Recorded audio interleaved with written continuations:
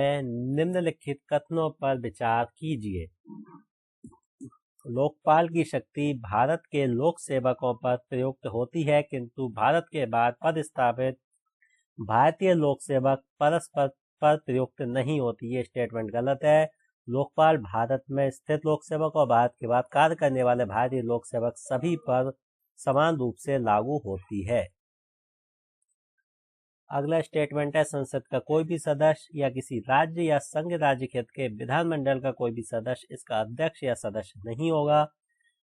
यहाँ तक तो ये स्टेटमेंट बिल्कुल ठीक है और केवल भारत का मुख्य न्यायमूर्ति, चाहे वो पदधारी हो या सेवानिवृत्त, इसका अध्यक्ष होगा। ये वाला स्टेटमेंट गलत है, क्योंकि भारत के न्यायमूर्ति के अलावा सर्वोच्च न्यायालय का कोई अन्य न्यायाधीश या कोई भी प्रतिष्ठित व्यक्ति को लोकपाल का अध्यक्ष बनाया जा सकता है। प्रतिष्ठित व्यक्ति, तो ये स्टेटमेंट गलत होगा।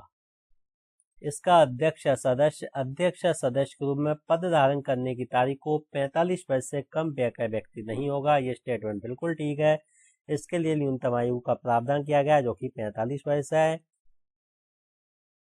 अगला स्टेटमेंट है, लोकपाल भारत में पदासीन प्रधानमंत्री के विरुद्ध भ्रष्टाचार के अभिकथनों की जांच नहीं कर सकता। ये स्टेटमेंट भी गलत है। वह प्रधानमंत्री के विरुद्ध जांच कर सकता है, लेकिन लोकपाल के कम से कम 2/3 सदस्यों का बहुमत आवश्यक है।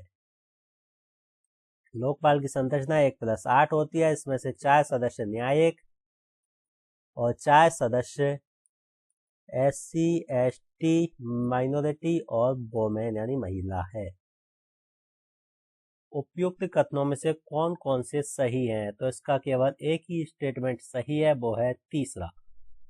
तो इसका सही उत्तर होगा ऑप्शन ए।